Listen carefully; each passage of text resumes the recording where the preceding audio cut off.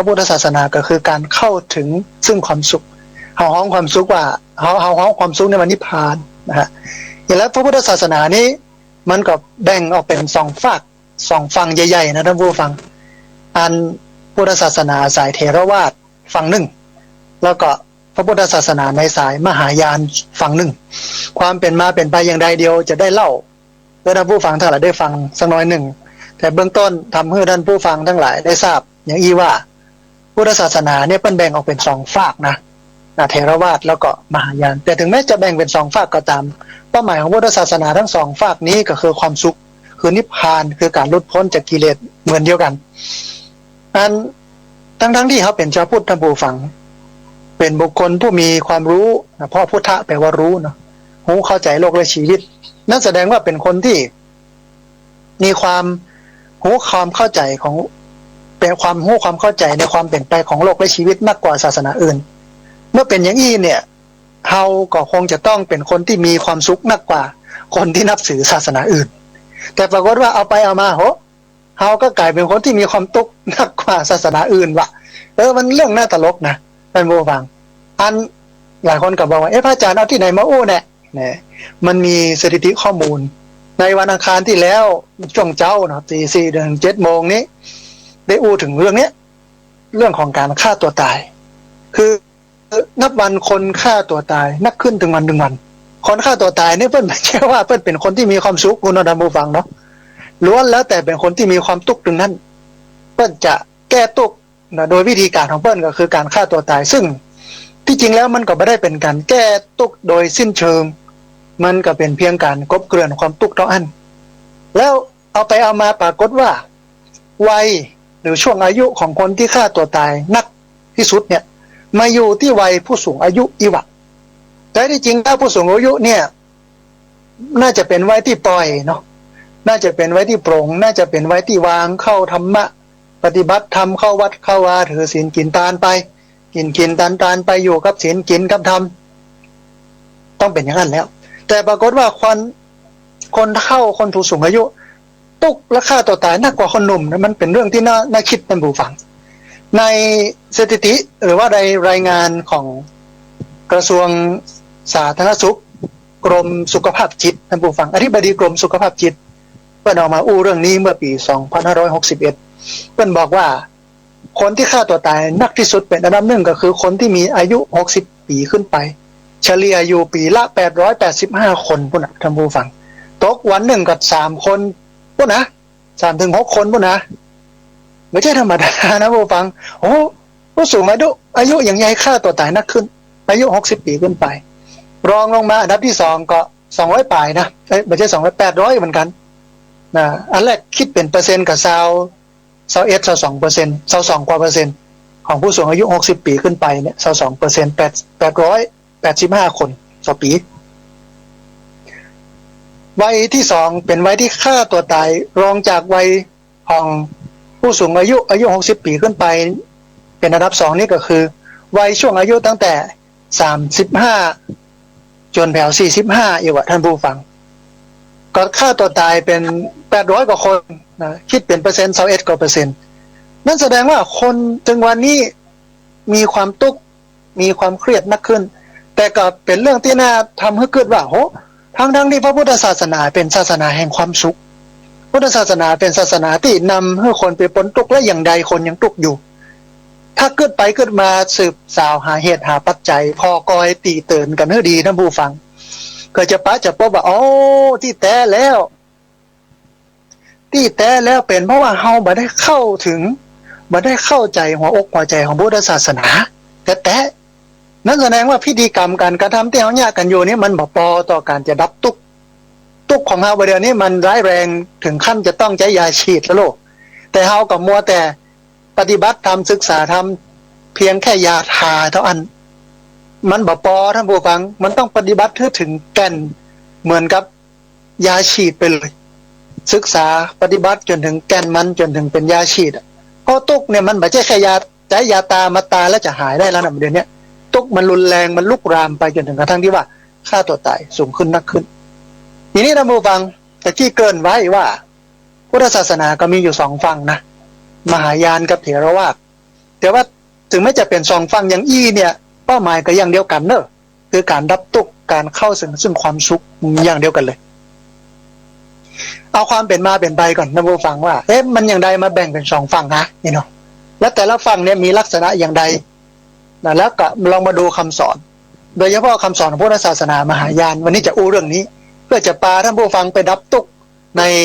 โดยการได้ธรรมะของพุทธศาสนาแห่งมิติหนึ่งก็คือของมิติของพุทธศาสนาในสายมหายานคือสมัยที่พระเจ้าหรือว่าก่อนที่พระพุทธเจ้าจะปรินิพพานเนี่ยท่านผู้ฟังพระเจ้าก็ได้บอกได้กล่าวกับอัน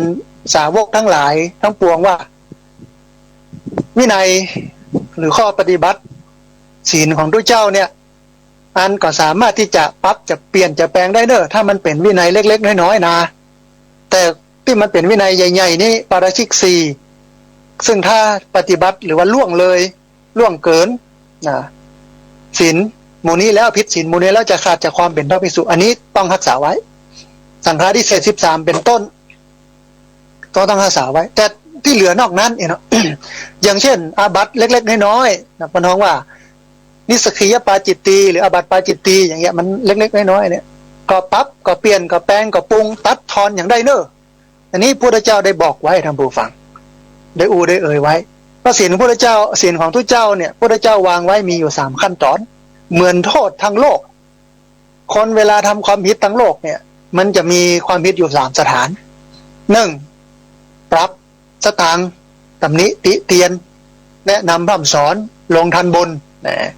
อันดับที่2ยับไปติดข้ออันดับที่3ประหารชีวิตหนักกลางเบา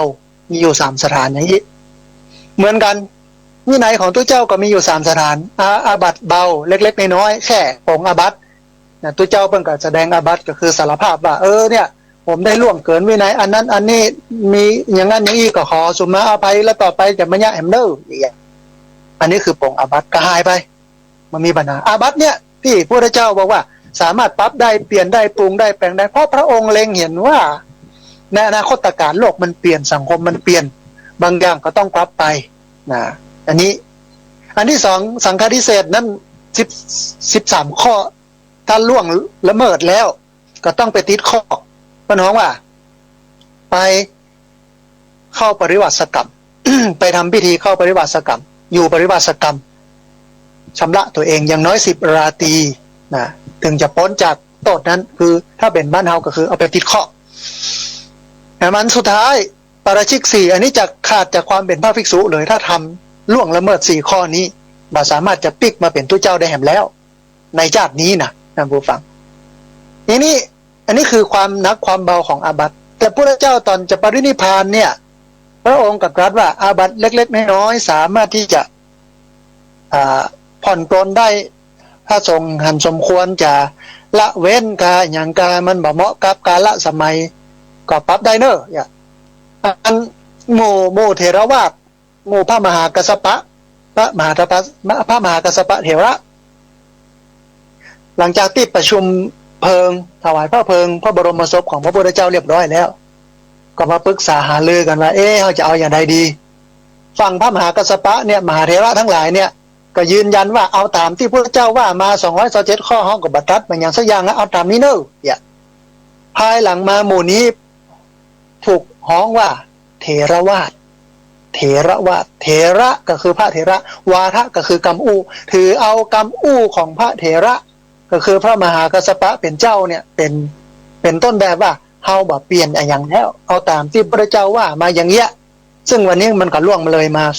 2,500 กว่าปีละนะแล้วมันก็ทำให้เราหันได้ชัดว่าบางข้อมันก็ควรปรับบางข้อก็ควรรักษาไว้บางข้อควรจะงดใจเลยก็มีเพราะมันแบบเข้ายุคก็เข้ากับสมัยอย่างนี้นะแต่ด้วยความที่เป็นเถรวาทก็ต้องถือตามนั้นบ่ไปตัดไปทอนไปเพิ่มมาอย่างส่วนอีกฝั่งหนึ่งที่เปิ้นบ่หันโดยว่าจะต้องเอาไว้ทั้งหมด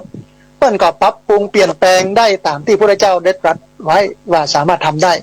ปรับไปเปลี่ยนมาแปลงไปแปลงมาก็เลยกลายเป็นความคิด2ฝั่งคือเถรวาทและมหายานมหายานมหาแปลว่าใหญ่ยานะแปลว่ายานใหญ่นะเป็นยานใหญ่ก็คือเปิ้นสามารถขนสรรพสัตว์ทั้งหลายเนี่ยเพื่อพ้นจากความทุกข์ เข้าไปสู่ดินแดนแห่งความสุขได้สองอันนี้ก็เลยมีความแตกต่างกันแล้วในสองอันนี้ก็แตกแขนงออกไปเป็นนิกายต่างๆแถมพระเถรวาทกับในไทยก็ต่างหากในนั่นในนี่ยังขยายกระจายออกไปแห่มหลายลัทธิหลายนิกายไม่ใช่ลัทธิหลายนิกายเถรวาทก็เหมือนกันมหายานก็เหมือนกันนั้นซ้ำไปนักกว่าเถรวาทเพราะว่ามหายานนั้นเปิ้นปรับเปิ้นเปลี่ยนเปิ้นแปลงได้หรอกซ้ำไปใหญ่นะสองฝั่งนะฮะสองฝั่งเป็นอย่างนี้อันเถรวาทอยู่ในประเทศไหนพ่องในไทยในศรีลังกา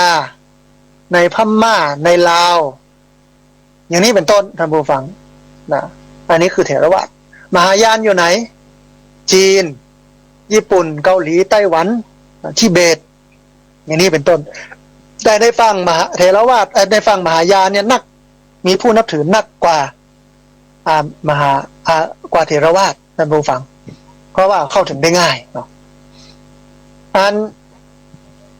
ที่ฝั่งมหายานเนี่ยเปิ้นฮ้องว่ามีความเชื่อที่มุ่งไปสู่ความเป็นพระพุทธเจ้าเปิ้นเน้นความเป็นพระพุทธเจ้าเปิ้นปฏิบัติเพื่อไปสู่ความเป็นพระพุทธเจ้าโดยตรงอันนี้คือมหายานเป้าหมายคือโพธิญาณเป้าหมายคือความเป็นพระพุทธเจ้าการจะเป็นพระพุทธเจ้าได้ต้องปฏิบัติตามบารมี10ทัศตาลว่าไป10อย่างตามกระบวนการกินเจเหตุผลที่กินเจก็เพราะว่ามหายานพุทธศาสนามหายานเชื่อว่าทุกสัตว์ทุกชนิดสัตว์มีชีวิตทุกชนิดนะบอกว่าอย่างสักอย่างนะมีพีชะแห่งความเป็นพุทธะอยู่ในตัวก็คือมีเชื้อของความเป็นพระพุทธเจ้าอยู่ในตัวว่าถ้าเอาไปฆ่ามันเอามากินนี่แสดงว่าเขาฆ่าพระพุทธเจ้าเลยเนี่ยนี่คือความเชื่อเปิ้ลก็เลยกินเจบ่กินสัตว์กินแต่พัดไปไหมถ้ากินเจถ้าบ่กินเจเนี่ยก็ถือว่าได้ไปกินพระพุทธเจ้าไปกินเปิ้ลฮ้องว่าพีชะแห่งความเป็นพุทธะกินนอเนื้อพระพุทธเจ้ากินคนที่จะเป็นพระพุทธเจ้าต่อไปแล้วคนที่กำลังบำเพ็ญเพียรตัวเองเพื่อนำไปสู่ความเป็นพระพุทธเจ้านี่เปิ้ลจะฮ้องว่าพระโพธิสัตว์เปิ้ลเน้นการช่วยเหลือเน้นการเสียสละอย่างนี้เป็นต้นพระเจ้าของมหายานนี่ยังมีชีวิตอยู่นะพระเจ้าของมหายานเนี่ยท่านผู้ฟังมีอยู่3ประเภทนะมีอธิพุทธะทยานีพุทธะแล้วก็มนุษย์สพุทธะมีอยู่3จำพวกพระเจ้าสิทธัตถะของเราเนี่ยเป็นจำพวกมนุษยพุทธะคืออยู่บนโลกแต่ว่ามาจากทยานีพุทธะเป็นญาณของพระเจ้าซึ่งอยู่บนสวรรค์พุทธเกษตรอย่างกำหนึ่งและอธิพุทธะนี่เป็นสิ่งลึกลับซับซ้อนไม่สามารถที่จะเห็นตัวตนได้แต่มีพลังมากนะพลังของอธิพุทธะเนี่ยขยับออกมาแตกกระจายออกมาเป็นทยานีพุทธะอยู่ในพุทธเกษตรต่างๆทยานีพุทธะนี้ก็แปลงร่างลงมาเป็นมนุษยานีพุทธะอยู่บนโลกมนุษย์ตายแล้วก็ไม่ได้ไปไหนกลับขึ้นไปสู่พุทธเกษตรต่อไปแล้วก็ทยานีพุทธะที่อยู่พุทธเกษตรนั้นก็จะมีสาวกอรหันต์ซ้ายขวาอันเช่นพระอวโรติเกศวรกับพระมหาสัทธามปาฏเจ้าแม่กวนอิมนี่ก็คือพระอวโรติเกศวรเป็นพระโพธิสัตว์ที่จะบำเพ็ญเพียรเป็นพระพุทธเจ้าต่อไปและเป็นสาวกเป็นสาวกเบื้องขวาอัครสาวกเบื้องขวาของพระทยานีพุทธะอมิตรพระพุทธเจ้านะพระจีนเวลาเอาหารนั้น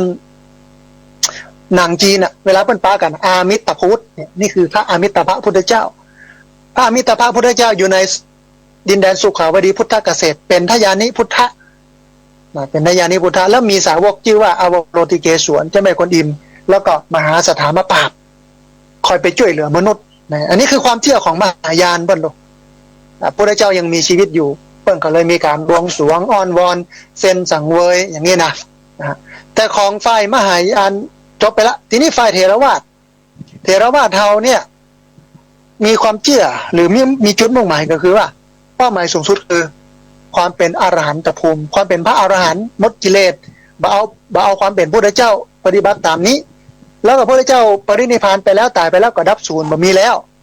อันนี้คือความเชื่อของพุทธศาสนาเถรวาทเฮา มีอยู่สองฝั่งอย่างนี้ท่านผู้ฟังที่เราให้ท่านผู้ฟังฟังอย่างนี้เพราะว่าต้องการจะปูทางเพื่อจะนำไปสู่เรื่องของการเรียนรู้คำสอนจากท่านทาไลดามะนะท่านทาไลลามะหลายคนคงจะเคยได้ยินชื่อทาไลลามะอันตุเจ้าทิเบตนั่นอย่าหลายคนก็เกิดอย่างนั้นหลายคนก็ยังโหจากกันตุเจ้าที่ไหนเนี่ยทาไลลามะนี่นะ นี่เป็นพุทธศาสนาในสายมหายานท่านผู้ฟังเขาอยากจะให้ท่านผู้ฟังอาตมาภาพอยากจะให้ท่านผู้ฟังได้เรียนรู้ในมิตินี้พ้องเพื่อความตุกที่มันมีอยู่มันจะลดลงและจะเข้าใจอย่างนักขึ้นอันท่านผู้ฟังมนุษย์ปัจจุบันเนี่ยแสวงหาคำตอบเกี่ยวกับการดำรงชีวิตอย่างมีความสุขกันนักกว่าเดิมเหตุที่เป็นอย่างนั้นก็เพราะว่าความทุกข์ของคนมันนักขึ้นโดยเฉพาะที่ต่างจากที่ได้ยินได้ฟังกันที่บ้านเฮาบางครั้งบางทีมันอาจจะใกล้ละมันได้ยินได้ฟังมันละอยากให้ฟังอะไรอย่างที่มันแปลกๆใหม่ๆพ่อก็เลยเอาละเนี่ยพุทธศาสนามหายานซึ่งเป็นคำสอนของท่านทรายมะมาอูท่านผู้ฟังได้ฟังพ่อท่านผู้ฟังท่านทาไลลามะองค์ที่14อันนี้เปิ้นได้รับรางวัลโนเบลสาขาสันติภาพเมื่อคริสตศักราช1989อันทาไลลามะเปิ้นให้คำสอนที่น่าสนใจไว้นักพอสมควรเป็นข้อเดี๋ยวเล่าให้ท่านผู้ฟังได้ฟังกันก่อนจะอู้ถึงธรรมะขององค์ทาไลลามะที่เป็นข้อนี่นะเราอยากจะชวนท่านผู้ฟังได้เรียนรู้ประวัติของเปิ้นสักหน่อยหนึ่งแล้วก็ความเป็นมาเป็นไปความหมายตัวเนาะท่านผู้ฟังดาไลลามะเนี่ยเป็นชื่อที่มักฮ้องกันบางครั้งก็นิยมออกเสียงว่าทาไลลามะบางครั้งก็ออกเสียงว่าเป็นดาไลลามะนะส่วนใหญ่ในภาษามองโกเลียเนี่ยทาไลลามะเนี่ยเปิ้นก็จะแปลว่ามหาสมุทรทาไลลามะนะแปลว่ามหาสมุทรในทิเบตเปิ้นก็แปลว่าพระชั้นสูงนะทาไลลามะนี่แปลว่าพระชั้นสูงส่วนในประเทศมองโกเลียนี่เปิ้นแปลว่ามหาสมุทรท้องทะเลทาไลลามะเนี่ยท่านผู้ฟังเป็นชื่อตำแหน่งประมุขหัวหน้าคณะสงฆ์ในพุทธศาสนานิกายมหายานแบบทิเบตเป็นผู้นำจิตวิญญาณสูงสุดของทิเบตตัวประเทศทิเบตเนี่ยมันอยู่ใกล้ประเทศจีนแบบปกครองโดยตะกอนนี้ปกครองโดยทาไลลามะปกครองตึงเปิ้นฮ้องว่าศาสนาจักรแล้วก็ปกครองอาณาจักรโดยไม่ใช่ธรรมดานะท่านผู้ฟังปกครองถึงด้วยเจ้าปกครองถึงเจ้าบ้านทิเบตนะจนกระทั่งที่จีนเข้าไปมีอิทธิพลในเรื่องการปกครองการบทบาทเรื่องการปกครองในส่วนของอาณาจักรเนี่ยปกครองเจ้าบ้านเนี่ยของดาไลลามะก็ลดลงเรื่องของพุทธศาสนาในทิเบตหรือพุทธศาสนามหายานในทิเบตเนี่ยก็มีความเชื่ออย่างอีท่านผู้ฟังว่าองค์ทาไลลามะเนี่ยเป็นอวตารในร่างมนุษย์ของพระอวโลติเกศวนโพธิสัตว์เป็นอวตารคือแปลงร่างพระโพธิสัตว์ชื่อว่าอวโลติเกศวนหรือเจ้าแม่กวนอิมแปลงร่างมาเป็นทาไลลามะแล้วพระโพธิสัตว์ที่มีชื่อว่าอวโลติเกศวนเนี่ยตะกี้เล่าให้ฟังแล้วกำนึงว่าอยู่บนสวรรค์เป็นน้องว่าพุทธเกษตรกับอธิพุทธเจ้าเป็นสมุนเบื้องขวาเป็นสาวกเบื้องขวาอยู่นั่นพระอวโลติเกศวนซึ่งอยู่กับพระอมิตาภพุทธเจ้าในดินแดนสุขาวดีพุทธเกษตรเปิ้นก็จะจุติลงมาเกิดบนโลกมนุษย์เป็นทาไลลามะเวียนว่ายตายเกิดอย่างเงี้ยหมายความว่าทาไลลามะองค์นี้ตายไปก็ขึ้นไปอยู่บนสวรรค์กามันอมิตาภพุทธเจ้าเสร็จแล้วก็ลงมาเกิดบนโลกมนุษย์แหมเป็นทาไลลามะองค์ต่อไปแถมเวียนว่ายตายเกิดอยู่อย่างนี้อันนี้เป็นเชื่ออย่างนั้นหรอท่านผู้ฟังเป็นเชื่ออย่างนั้นตายไปปุ๊บก็กลับจัดมาเกิดเป็นคนหนึ่งเพิ่นก็ไปเสาะหากันนะมีวิธีการมีกระบวนการอะไรอย่างต่างๆเดี๋ยวเราเอาฟังปัจจุบันเนี่ยท่านผู้ฟังทาไลลามะเป็นทาไลลามะองค์ที่14มีชื่อว่าเทนชินเกียโชนะเทียนซินเกียโช อันโดยมีชื่อดั้งเดิมว่าลาโมพรคุปคณะค้นหาองค์ทาลายลามะองค์ใหม่หลังจากองค์ที่13สิ้นพระชนม์ลงทาลายลามะองค์ที่13สิ้นพระชนม์ปุ๊บก็จะมีคณะที่ไปเสาะหาทาลายลามะองค์ใหม่เพื่อนมีพิธีการเพื่อนมีตำราเพื่อนมีปักกระตือของเพื่อนว่าขั้นตอนว่าจะมีอย่างบ้างเอาครัวที่เพื่อนเคยใจเสื้อผ้าอาภรณ์ของเพื่อนตัวของคนอื่นตัวศูนย์กันละอ่อนได้พอว่าอันไหนเป็นของเปิ้ลแล้วมันตักได้ตายได้ว่าอันนี้แม่นอันนี้ตอบคำถามนู่นนี่นั่นได้นะอ๋อนี่แสดงว่าแม่นแล้วเนี่ยกับจัดมาเกิดเปิ้ลก็มีวิธีการของเปิ้ลนะครับคณะค้นหาองค์ทาลายลามะองค์ใหม่เนี่ยไปเสาะค้นหาทาลายลามะที่มาเกิดเป็นละอ่อนหลังจากที่องค์ทาลายลามะองค์ที่13สิ้นพระชนม์ก็ได้มาปะละอ่อนน้อยอายุ3 ขวบท่านผู้ฟังอยู่ในประเทศทิเบตเนี่ยมีลักษณะพิเศษหลายอย่างอันที่หมู่นั้นหมู่คณะค้นหาเนี่ยมั่นใจได้ว่าเป็นองค์ที่13กับจัดมาเกิดแน่นอนไม่ว่าจะเป็นจำและก็ตัดชื่อของพระที่มากับคณะได้ตนนี้ชื่ออันตุลุงแก้วตนนี้ชื่อตุลุงคำอันนี้ตุลุงสมนะอันนี้อันตุลุงแก้วมาอย่างเงี้ยนะโอ้จำได้หมดเนี่ยที่มาเนี่ยก็เคยอยู่ด้วยกันโลกก่อนจะตายอย่างนี้เป็นต้นอันนี้หนึ่งอันที่สองคือสามารถเลือกสิ่งของเครื่องใจขององค์ทาลายลามะองค์ที่แล้วที่เคยใจได้ถูกต้องได้หมดเอาหมวกมา10 อันแล้วก็ละอ่อนคนนั้นเลือกว่าอันไหนเป็นของตัวเก่าที่เคยใส่สมัยก่อนตายยับได้ถูกอันนี้อันไหนลูกมานับลูกประคำพวงไหนปุกไหนเป็นของนั้นองค์ทาลายลามะองค์ก่อนเอามาพอเหรอเอามาวาง10 อันอันนี้อยู่นี่หยิบถูกมันก็เป็นที่น่าสนใจเมื่อทักทายคณะที่มาหูจักเหมือนกับหูจักบอกว่าอันนี้จื่อแก้วอันนี้จื่อตุลงคำตุลงแก้วตุลงมีตุลงมาได้ถูกเอาสิ่งของเครื่องใจมาพอมากอยยับถูกจุบยุบถูกตายถูกว่าอันนี้ขององค์ทาลายลามะองค์ก่อนก็คือเฮาเนี่ยนะได้เนี่ยก็เมื่อเข้าใจเมื่อทำตามขั้นตอนกระบวนการผ่านการทดสอบแล้วเรียบร้อยแล้วกันว่าแม่นแล้วองค์นี้เพิ่นก็จะมีการจัดขบวนใหญ่โตมโหฬารมาต้อนรับกลับไปเมืองหลวงแห่แหนแตนแต่กันตีก้องตีกองเป่าแน่ฟ้อนลำตำเต้นกันไปองค์ทาลายลามะองค์ที่14นะท่านผู้ฟังเกิดในปีคริสตศักราช1937ที่หมู่บ้านน้อยๆทางทิศตะวันตกเฉียงเหนือมีพี่มีน้องด้วยกัน8 คนท่านมีลักษณะของความมีเมตตาสูงฉลาดลักแหลมชอบช่วยเหลือผู้คนตั้งแต่สมัยเป็นละเด็กละอ่อนบุญแล้วเมื่อท่านได้เติบโตในวังตั้งแต่ยังเล็กก็คือ3 ขวบก็เอาเข้าวังพุ่นละ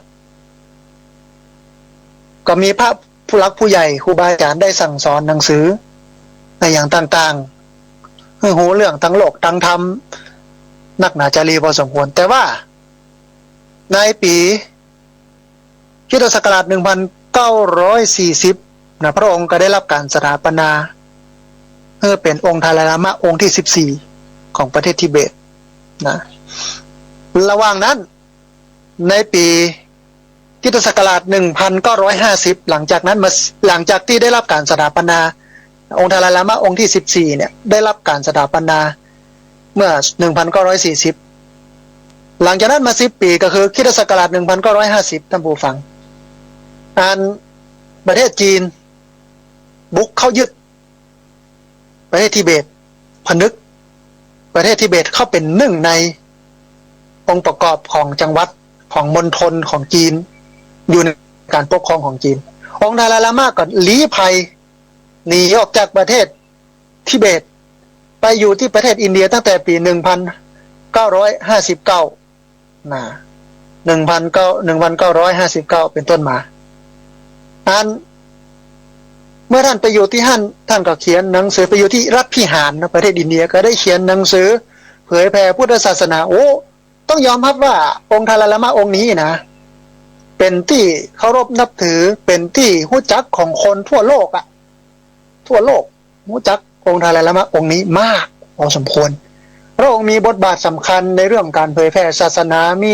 คำสอนที่เข้าใจง่ายมีเทคนิคการสอนโอ้นักหนาป้าป้านจารีท่านผู้ฟังประกอบกับพระองค์นั้นเป็นคนที่มีเมตตาสูง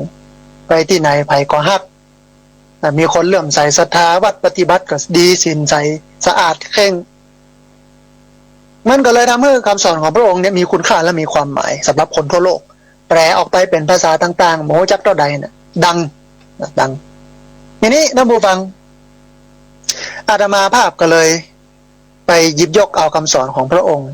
ที่เกี่ยวข้องกับการดำเนินชีวิตให้มันมีความสุขมาให้ท่านผู้ฟังทั้งหลายได้ฟังกันเพื่อที่จะเอาไปใช้ในชีวิตประจำวันลดความเครียดลงนำไปสู่การบังคับตัวตายถึงเอาจะบัเครียดพอฟังธรรมะประจำโลกพี่น้องที่ติดตามรับฟังทางสถานีวิทยุในเครือข่ายสถานีวิทยุคลื่นสีขาวประชาเนี่ยส่วนใหญ่เพื่อนบอกค่อยเครียดแต่เขาเอาฟังไว้เอาไปแนะนำคนอื่นนะมีอยู่10ข้อท่านผู้ฟังเปิ้นเขียนไว้อันนี้10ข้อนี้เนี่ยอาตมาภาพเอามาจากหนังสือพิมพ์กรุงเทพธุรกิจฉบับวันอังคารที่16ตุลาคม2561ปุรณะนะคอลัมน์อาหารสมองนะข้อมูลทั้งหมดทั้งปวงที่เอามาอู้เนี่ยที่จะอู้ต่อไปเนี่ยต้องอ้างที่มาที่ไปก็รู้เนาะท่านผู้ฟังมาจากหนังสือพิมพ์กรุงเทพธุรกิจฉบับวันอังคารที่16ตุลาคมพุทธศักราช2561คอลัมน์อาหารสมองเพิ่นว่าอย่างไรพ่องท่านผู้ฟังเพิ่นสรุปคำสอนขององค์ทาลายละมะออกมาเป็นข้อได้10ข้อได้11ข้อประมาณนั้นแต่ละข้อเนี่ยน่าสนใจน่าฟังน่านำไปปฏิบัติอย่างมากหลายคนหลายท่านก็บอกว่าเข้าใจเล่าแล้วพระอาจารย์ให้ฟังแล้วเนี่ยไม่เดินได้นะ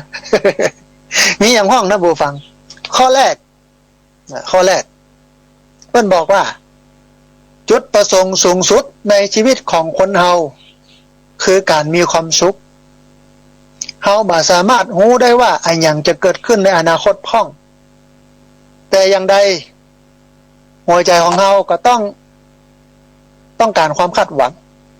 เพราะมันจะทำให้เฮาสามารถก้าวต่อไปได้นะจุดประสงค์สูงสุดในชีวิตของคนเฮาคือการมีความสุขเฮาบ่สามารถรู้ได้ว่าอันหยังจะเกิดขึ้นในอนาคตพ้องแต่อย่างใดก็ตามหัวใจของเฮาก็ต้องการความคาดหวังเพราะมันจะทำให้เฮานั้นสามารถก้าวต่อไปได้นั่นแสดงว่าพระองค์นั้นบอกชัดเจนว่าชีวิต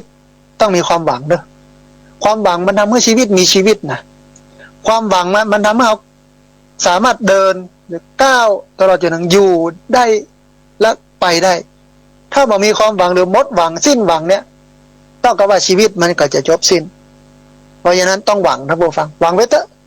นะเนี่ยหวังว่าวันที่19วันที่20ตุลาจะได้ไปทอดกฐินทอดพระป่านี่เป็นความหวังจะอยู่ถึงบ่ถึงหมูเลยจะอยู่ถึงจะได้ไปบ่จะมีเหตุปัจจัยอย่างว่าแต่มีความหวังมันหวังอยู่ในใจลึกๆอย่าได้ไปเลยจะไปรอดถ้ำขุนตาล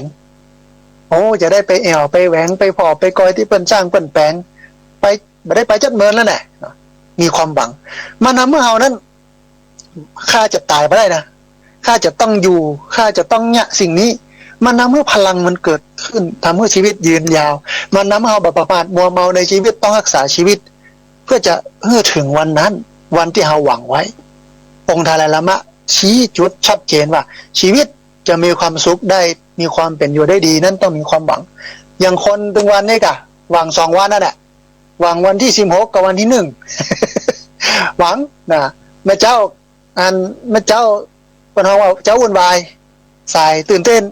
เย็นดักแซบมันว่าอย่างนั้นนะเจ้าวุ่นวายจะเอาเลขอย่างบ่เลขอย่างว่าไปหมดสายตื่นเต้นโอ้ยใครออกละนะอย่าได้รวยเป็นพ่อเลี้ยงแม่เลี้ยงเป็นเศรษฐีเขาไปนั่นแหละเย็นดักแซบเฮ้ยแทนที่จะกินลาบจีนไป1พักลวกพักตำน้ำพริกเหมือนเดิมก็อยู่ได้เพราะความหวังนะเป็นยังเต้นเอาใหม่แต่ตึงบลาบนะตึงบลาบ2ท่านผู้ฟังองค์ทาลายละมะบอกว่าความขัดแย้งเกิดขึ้นเมื่อเฮายึดติดกับความแตกต่างระหว่างกันทั้งเรื่องเชื้อชาติศาสนา การศึกษาฐานะเป็นว่าอย่างนั้นแต่จริงๆแล้วสิ่งสำคัญยิ่งกว่าที่เราจะต้องจำไว้ก็คือเราล้วนเป็นมนุษย์เหมือนกันกูคู่กูคนอันนี้สำคัญมากท่านผู้ฟังถึงวันนี้ขัดแย้งกันในเรื่องของงานฐานะอย่างประเทศไทยวันนี้กะแตกต่างโดยฐานะหลักยากะหมู่ชนชั้นกลางกะหมู่ชนชั้นนั้นชั้นนี้นะถึงแม้ว่ามันจะมาแบ่งเหมือนอินเดียที่มันชัดเจนเป็นกษัตริย์พราหมณ์แพทย์สูตรอันนี้มันแตกแยกกันวะวันวายว่ามีกษัตริย์พราหมณ์แพทย์สูตรแต่เฮาก็ยังมีเนี่ยชนชั้นกลางกะชนรวยคนจนกะอภิสิทธิ์กะผู้นำกะอีลิทผู้นำทั้งหลายชนชั้นปกครองกะว่าไปสปะสเปดก็เลยมีการแตกต่างครับความแตกต่างทางด้านเชื้อชาติอันนั้นเป็นชาวเขาอันนี้เป็นชาวเฮาเนี่ยความแตกต่างในเรื่องของศาสนาอย่างต่างๆความแตกต่างในด้านการศึกษาความแตกต่างในด้านฐานะอันนั้นจนอันนั้นรวยมันต้องแบ่งไว้ชัดเจนนะฐานะนี่นะจุดทูบเทียนบูชาพระรัตนตรัยไปเกณฑ์ไปอย่างนี้คนจนเนี่ยบ่ค่อยได้ไปเกณฑ์นะบ่ค่อยได้ไปจุดไปจี้กับเพิ่นสักเตื้อ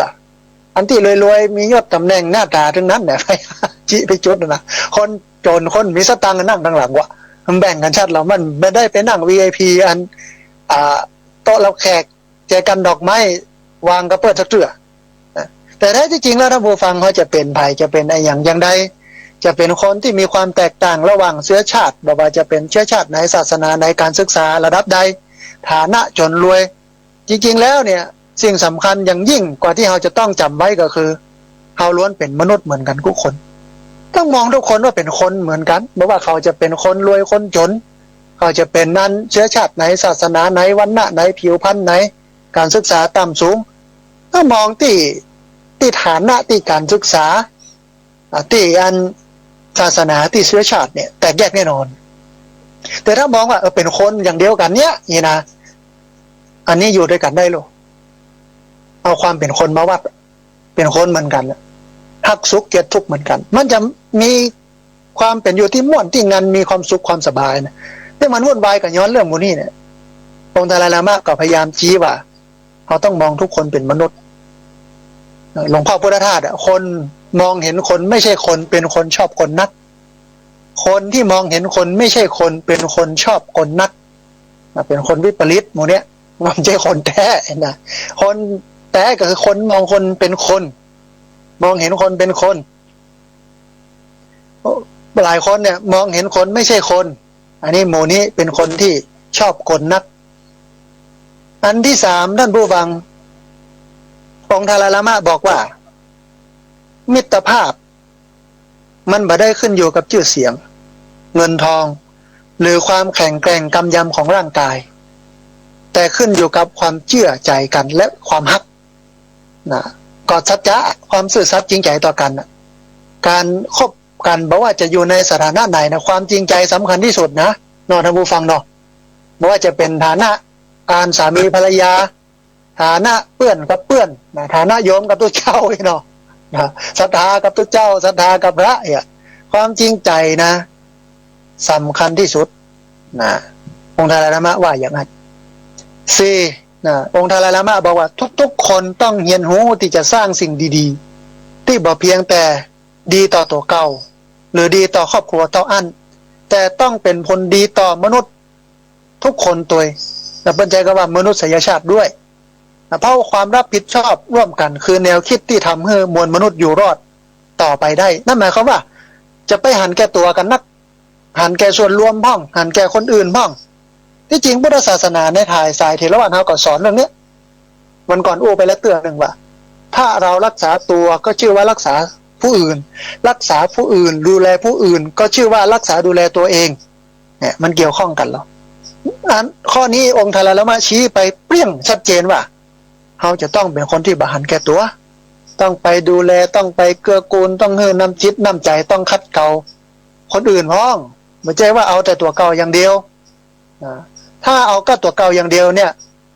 มันนำให้มนุษย์อยู่ด้วยกันไปบ่รอดอันนี้ข้อที่4ท่านผู้ฟังคำสอนขององค์ดาลาลามะข้อที่5มันบอกว่าถ้าอยากมีชีวิตมีความสุขจงเปิดใจกว้าง ยอมรับและมีความเห็นอกเห็นใจผู้อื่นเพราะนี่คือพื้นฐานของมิตรภาพพื้นฐานของมิตรภาพคือเป็นคนใจกว้างหันอกหันใจคนอื่น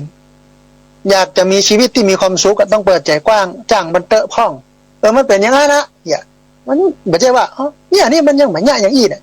ตู้นั่นมันยังเป็นอย่างนั้นเนี่ยอันนั้นตุกละพออยากจะให้มันเป็นอย่างนั้นเป็นอย่างอี้แต่ถ้ามามองว่ามันต้องเป็นอย่างนั้นนะจ้างมันเตอะเนี่ยนะความตุกเราจะลดลงและความสุขของเราจะมีเพิ่มขึ้นนะอันที่6องค์ทาลายละมะสอนว่าถ้ามนุษย์ฆ่าสัตว์มันเป็นเรื่องที่เศร้าแต่ถ้ามนุษย์ฆ่ามนุษย์ด้วยกันเองมันจะเป็นเรื่องที่เศร้าสลดยิ่งกว่าคือฆ่าสัตว์เนี่ยถือว่าเศร้าละผิดศีลละแต่ฆ่ามนุษย์ด้วยกันเนี่ยผิดกว่าถึงวันนี้ฆ่ากันยังพักยังป่ายังไม่ใช่คนเนี่ยท่านผู้ฟังห่ออย่างต้นกล้วยต้นหยวกนะไม่ไปฟันไปแทงปืนไปยิงเหมือนกับเปิ้ลมีชีวิตจิตใจเพราะโทสะเพราะโลภะโมหะนี่เพราะนั้นข้อนี้องค์ทาลายละมะเปิ้ลก็บอกว่าจะต้องมีจิตเมตตาบ่เบียดเบียนกันบ่ทำร้ายกันบ่ฆ่ากันอันที่7ท่านผู้ฟังองค์ทาลายละมะมันบอกว่าข้าพเจ้าต้องการเป็นผู้ใหญ่ที่เป็นเหมือนกับเด็กนั่นก็คือเปิดใจและยอมรับผู้อื่นในสิ่งที่พวกเขาเป็นละอ่อนนิดบ่มีอคตินะอยู่ด้วยกันคบด้วยกันไปด้วยกันภัยเป็นภัยมันจุ่มกันไปนะว่าแต่บ่กองใหญ่มาเข้ามามีตำแหน่งแห่งหนขึ้นมาอีโก้อัตตาตัวตนมันก็สูงแบ่งละอันนั้นหมู่กูอันนี้หมู่มึงอันนั้นพวกข้าอันนั้นพวกเองแล้วอันนี้หมู่สูอันนี้หมู่ข้าแบ่งพวกเพื่อนำไปสู่การเสียความหักแบ่งพรรคเพื่อนำไปสู่ความเสียสามัคคีอันองค์ทาลายละมะก็บอกว่าบางครั้งบางทีเราจะต้องกลับไปเป็นเหมือนละอ่อนพ่องเป็นคนใหญ่ที่เป็นเหมือนละอ่อนนะก็คือเปิดใจแล้วก็ยอมรับคนอื่นในสิ่งที่เขาเป็นยอมรับในสิ่งที่เขาเป็นนะอันนี้อันที่7ท่านผู้ฟังสิ่งที่ทาลายละมะสอนอย่างที่8ก็คือความเอื้อเฟื้อเผื่อแผ่สามารถลดความกลัวรวมถึงสร้างความมั่นใจในตัวเฮาให้มากขึ้นได้เมื่อเฮาเชื่อใจผู้อื่นและก็เปิดใจยอมรับพวกเขาเฮาจะบ่รู้สึกเหมือนกับอยู่ตัวคนเดียวแห่งต่อไปคือบางครั้งบางทีมันก็เป็นเรื่องยากการที่จะเปิดใจไปสนิทกับไผนะไปคบกับไผเพราะว่าโลกทั้งวันนี้มันไว้ใจไผบ่ได้นะมันหูหน้าบ่หูใจนะปากหวานก้นส้มนี้อันมือถือสากปากถือศีลปากปลาใสน้ำใจเชือดคอมันเป็นอย่างนั้นได้โลแต่ว่าบางครั้งบางบางอย่างเนี่ยเขาก็อันจำเป็นต้องมีพรรคมีพวกแต่การจะมีพรรคมีพวกได้เนี่ยมันจะต้องเอื้อเฟื้อเผื่อแผ่เพราะว่าการเอื้อเฟื้อเผื่อแผ่การแบ่งปันเนี่ยมันลดความขัวมันสร้างความไว้ใจกันเกิดขึ้นได้เหมือนที่พระเจ้าตรัสไว้เลยท่านผู้ฟังว่าทะมโนปิโยโหติผู้ให้ย่อมเป็นที่รักของผู้รับนะอันที่9องค์ทาลายละมะบอกว่าข้าพเจ้าเป็นปรมาจารย์ด้านการหัวเราะด้านการไข้หัวแม้ว่าข้าพเจ้าจะเคยพบเจอปัญหาใหญ่ๆมามากมายในชีวิตหรือประเทศของข้าพเจ้ากำลังเจอช่วงเวลาที่โหดร้ายแต่ข้าพเจ้าก็มักจะหัวเราะออกมาบ่อยๆอาการหัวเราะเป็นเหมือนโรคติดต่อที่สามารถแพร่ไปได้ง่ายๆและเมื่อมีคนถามว่าข้าพเจ้าทำอย่างไรถึงมีความแข็งแกร่งเพียงพอที่จะหัวเราะในช่วงเวลาที่ยากลำบากได้ข้าพเจ้าก็ตอบไปง่ายๆว่าก็ข้าพเจ้าเป็นปรมาจารย์ด้านการหัวเราะนี่ก็ถ้าสรุปง่ายๆคือพระองค์นั้นทรงปล่อยวางได้ข้อนี้สอนเรื่องการปล่อยวางมันเหมือนที่อาตมาภาพอู้มันว่าลื่นเริงบันเทิงใจเป็นกำไรของชีวิตวันไหนที่หงุดหงิดเป็นชีวิตที่ขาดทุนอย่างนี้เป็นต้นเนาะแต่มาองค์ทาลายละมะบอกว่าความสุขที่ยั่งยืนเกิดจากปัจจัยภายในซึ่งได้แก่สภาพจิตที่ฝึกหัดให้เห็นอกเห็นใจผู้อื่นอย่างมีความเมตตากรุณาซึ่งหมายถึงสภาพจิตใจอันไม่มีความก้าวร้าวก็คือมีสภาพจิตที่ต้องการให้ผู้อื่นหลุดพ้นจากความทุกข์ไม่ว่าจะเป็นเพื่อนเป็นศัตรูก็หมายความว่าเป็นคนที่มีเมตตาการเป็นคนที่มีเมตตาเนี่ยมันเป็นการทำให้เรานั้นมีความสุขอย่างยั่งยืนแต่ก็จะทำได้ก็จะเกิดจากจิตใจที่เกิดผ่านการฝึกการหัดการเก่ามาของเราเนี่ยก็ ไปวัดไปวากับเวลาเป็นหยาดน้ำเอตังกานะกามังเป็นแผ่เมตตาสัพเพสัตตาแต่ออกจากวิหารมาก็ยังไปแค้นมันอยู่ ยังไปโคตรไปวิ่งมันอยู่บ่ปล่อยบ่โปร่งบ่วางอยู่มันต้องเอานี้มาใช้ท่านผู้ฟังอันสุดท้ายองค์ดาลาลามะบอกว่าจงมองความทุกข์เป็นส่วนหนึ่งของชีวิตความทุกข์เป็นสิ่งที่หลีกเลี่ยงไม่ได้ถ้ามัวแต่จะโทษสิ่งต่างๆเมื่อเกิดความทุกข์และมองว่า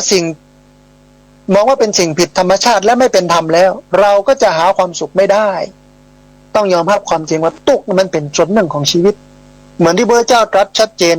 ในพุทธศาสนาเถรวาทที่สอนว่าทุกข์นั้นมีไว้สำหรับเห็นไม่ใช่มีไว้สำหรับเป็นทุกข์มันเป็นส่วนหนึ่งของชีวิตอย่างนี้เป็นต้นอันนี้คือ11คำสอนขององค์ดาไลลามะซึ่งเป็นผู้นำทางด้านจิตวิญญาณของทิเบตแต่เปิ้ลกับลี้ภัยอยู่ที่รัฐพิหารของประเทศอินเดียเป็นคำสอนแห่งฝั่งหนึ่งของพุทธศาสนาเอาฟังแล้วก็มันก็ใกล้เคียงกับพุทธศาสนาในสายเถรวาทและสามารถนำไปใช้เพื่อทำให้เรานั้นมีความสุขและพ้นจากความทุกข์ได้หนักพอสมควรเอาแล้วท่านผู้ฟังเหลือบแลพอเวลาเหลือเวลาประมาณสัก10 นาที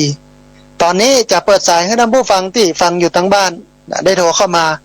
ร่วมเอ่ยกันได้โทรเข้ามาร่วมแสดงกำกึดความเห็นกันบอกว่าจะฟังกันทักกันน้อยแค่ไหนอย่างใดเรียนเชิญเจริญพรโทรเข้ามาที่เบอร์064-728-2899เบอร์064-728-2899ขณะนี้ที่ท่านผู้ฟังกำลังติดตามรับฟังอยู่นั่นคือรายการธรรมพิวัตรอันเป็นรายการวิทยุเพื่อการเผยแผ่พระพุทธศาสนาส่งเสริมการศึกษาและพัฒนาสังคมซึ่งรับผิดชอบโดยอาตมาภาพพระสาธิตธีรปัญโยผู้อำนวยการสถาบันธรรมพิวัตรสถาบันเพื่อเผยแผ่พระพุทธศาสนาส่งเสริมการศึกษาและพัฒนาสังคมรายการนี้ออกอากาศผ่านทางสถานีวิทยุในเครือข่ายสถานีวิทยุคลื่นสีขาวประชาโดยการอำนวยการเกื้อกูลของท่านอาจารย์พระครูอภิวัฒนวิกรมออกอากาศอยู่2ลักษณะถ้าเป็นรายการสดจะออกอากาศทุกวันพฤหัสที่3ของเดือนช่วงเวลาประมาณ 4 โมงจนถึง 5 โมงแม่แรงแล้วก็แถมอันนึงเป็นเทปบันทึกเสียงเอาไปออกอากาศผ่านทางสถานีวิทยุเพื่อการศึกษาและพัฒนาอาชีพRadio Network FM 99.50 เมกะเฮิรตซ์อันนี้บ่ต้องโทรเข้ามาท่านผู้ฟังแต่ว่าช่วงนี้เวลานี้ตั้งแต่ 4 โมงจนถึง 5 โมงนี่นะทุกวันพฤหัสที่3ของเดือนโทรเข้ามาได้เลยที่เบอร์064-728-2899เบอร์064-728-2899พอดีมีสายเข้ามาสายหนึ่งเดียวครับสายนี้ก่อนเปิ้นจะว่าจะได้พ่องเจริญพรพระทุเจ้าโยมแม่โทรมาจากตังใดโยมแม่โทรมาจากเชียงใหม่เมื่อเขาที่แล้วโยมแม่โอนเงินไปให้ท่านประทิต1,000 บาทนะเจ้าอนุโมทนาเรื่องของกฐินนะเจริญพรชื่อผู้โอนคือหม่อมหลวงเกษมสุขสวัสดิ์นะเจ้าอนุโมทนาน่าจะลงบัญชีวัดเรียบร้อยแล้ว อนุโมทนาบุญกับแม่เด้อสาธุนะโยมแม่โทรมาแล้วก็ฟังทางวิทยุเอาเนอะทางโทรศัพท์เอารีวิทยุนิดนึงถ้าบ้านนี่มันจะไม่ได้ยินเนาะแม่ครูกัลยาสุนินหงส์เนาะแม่เนาะขอบคุณจ้าอนุโมทนาบุญนะแม่เนอะสาธุนะแม่กัลยาสุนินหงส์เปิ้นก็ฮือลูกเปิ้นนะโอนเข้ามาในบัญชีของที่พักสงฆ์สถาบันธรรมพิวัตร 1,000 บาทเพื่อมาร่วมสมทบทุนสร้างกุฏิเรือนพักสามเณรซึ่งเราจะทอดกฐินกันในวันที่19 ตุลาแล้วก็วันที่20นี่เป็นพระป่าวันนี้ก็มีญาติโยมจากป่าซางนะท่านผู้ฟังเป็นป้าหลวงนะอายุประมาณ70 กว่าปีละป่าคณะมา 3-4-5 คนเพื่อนมากินมาตานกันบอกฟังรายการพระอาจารย์นะก็ได้ได้เอ่ยกันเดี๋ยววันอังคารพุ่นนะจะได้ได้เอ่ยเรื่องนี้นะพอดีมีสายเข้ามาแถมสายหนึ่งเดี๋ยวห้าสายนี้ก่อนเพิ่นจะว่าจะได้พ่องเจริญพรข้าพเจ้าพระอาจารย์สัตย์เจ้าโยมแม่แนะนำตัวน้อยหนึ่งเนาะโรงพยาบาลนานนาเจ้าเจริญพรสัญญาณเป็นได้พ่องแม่วันนี้ชัดเจนเจ้าชัดเจนนี่เนาะแต่ต้องไปงานเขาคนที่ไหนคน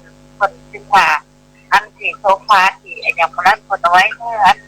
เจ้าในอย่างใหญ่ๆก็ไปหลังเนาะแม่ไม่ไปนั่งเขาไปทักเสื้อได้ต้องมองกันช้างเนาะ โอ้ เจ้า สาธุอนุโมทนาบุญนะแม่เนอะ ครับกลับไปสาธุ สาธุ อันนี้องค์ดาลายลามาเป็นอูถูกแต่แม่เป็นชอบใจนะที่จริงเขาต้องได้แบ่งกันนะมันก็โค้นเหมือนกันนะเนาะ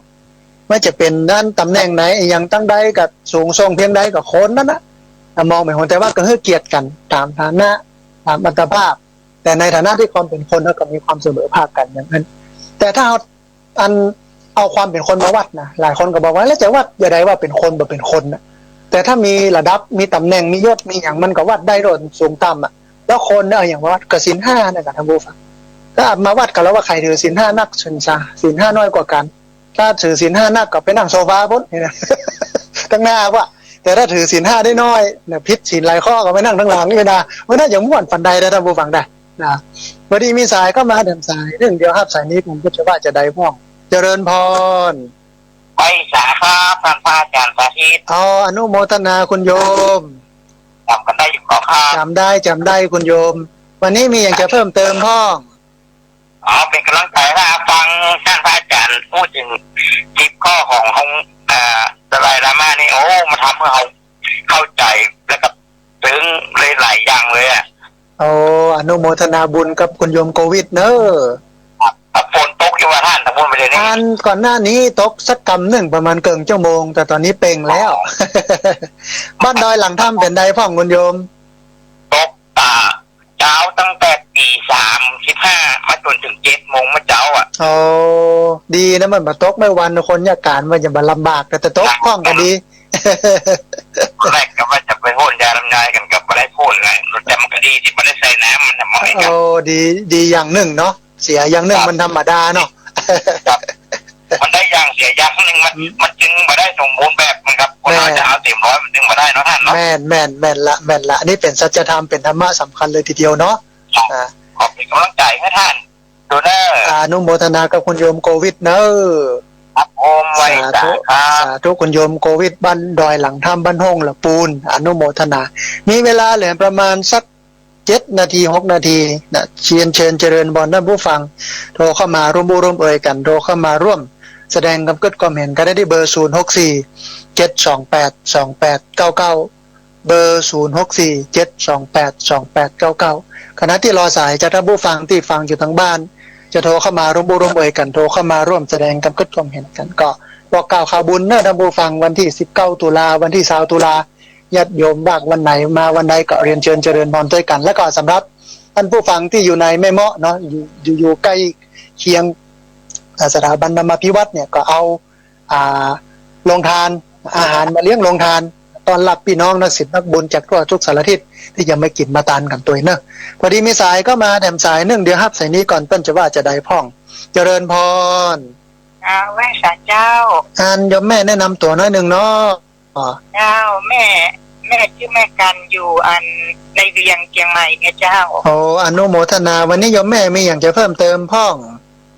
เจ้าขอฟังท่านว่าพุทธศาสนานี่เป็นศาสนาแห่งความสุขเนาะเจริญพรแล้วก็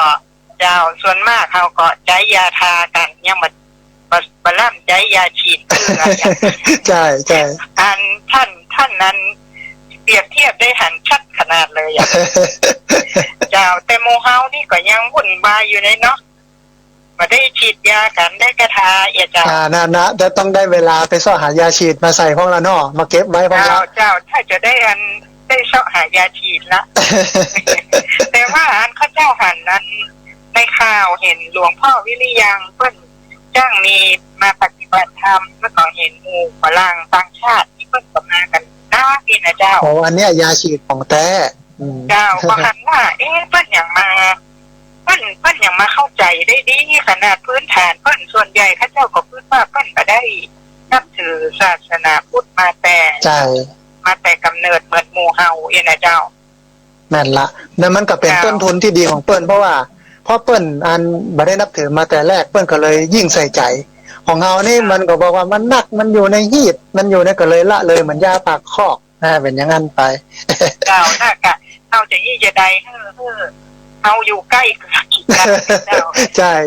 ดีนะเจ้าต้องช่วยกันกระตุ้นให้ไปเสาะหายาฉีดมาเก็บไว้นะโดยเฉพาะวิปัสสนากรรมฐานสมาธิภาวนาเนาะแม่เนาะเจ้า เจ้าจะฟังท่านต่อไปนะเจ้าสาธุอนุโมทนาบุญด้วยแม่เด้อสาธุสาธุก็อันที่แม่อู้นี่ชัดเจนนะท่านผู้ฟังว่าเขาก็มัวแต่ไปชอบหายาตาโดถึงวันเนี้ยกินตาลไปธรรมดาแต่ตุกขึ้นมามันตุกถึงขั้นจะต้องใช้ยาฉีดมันตันนะเพราะนั้นเอาให้มันครบตาลศีลภาวนาวิปัสสนากรรมฐานก็เอาตาลก็เอากินก็เอาศีลก็เอามันหลากหลายค่าเขาอย่างนี้เนี่ยมันดีมันงามเนาะพอดีมีสายเข้ามาแถมสายหนึ่งเดี๋ยวฮับสายนี้ก่อนเปิ้นจะว่าจะได้พ่องเจริญพรไว้สาครับอันยมป้ออันแนะนำตัวหนึ่งเนาะครับหลวงพ่อมณิษฐ์ครับมาจาก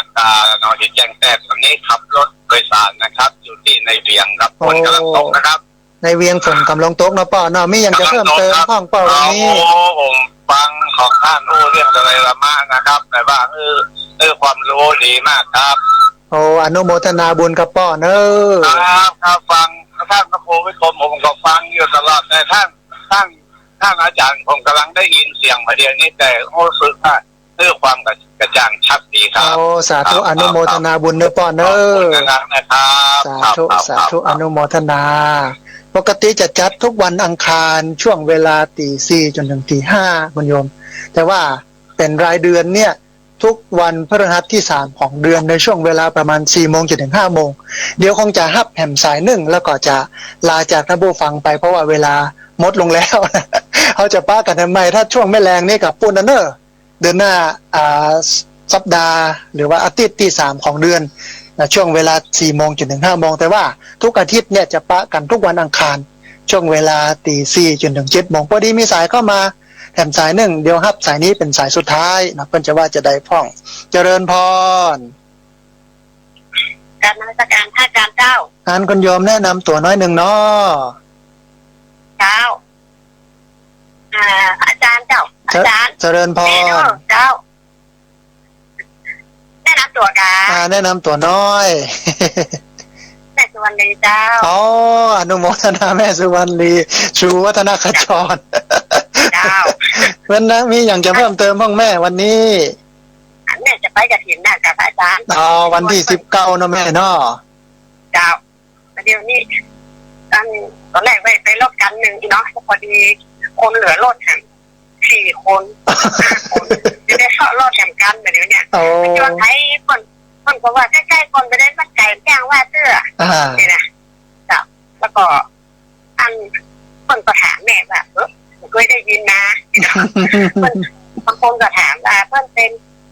ศิษย์พระอาจารย์ไหนที่เจ้าวัดไหนก็เคยได้ยินที่เจ้าตนนี่ลูกนี่นะไหนแล้วแม่บอกว่าถ้าไปก็เถอะถ้าไปแล้วจะวู้แม่ไม่นอน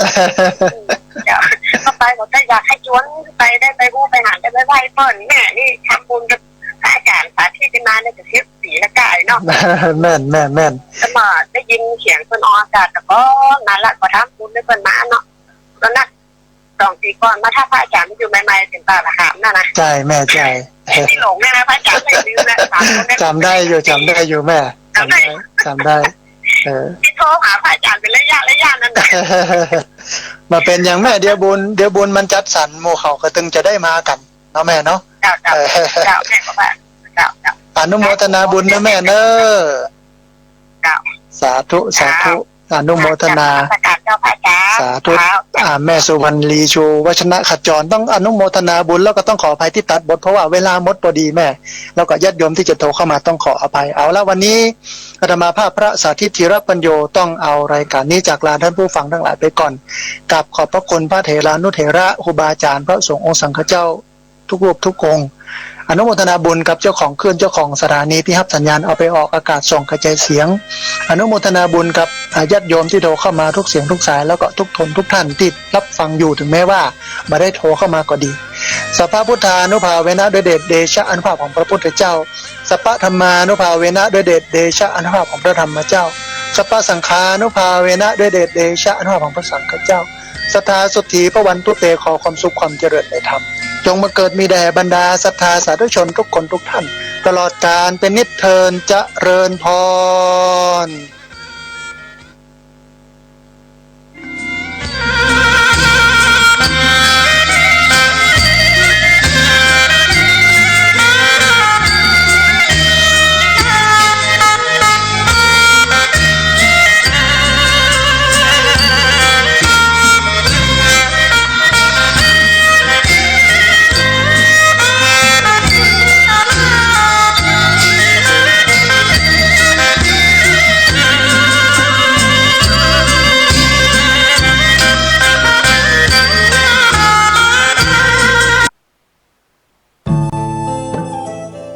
ท่านกำลังติดตามรับ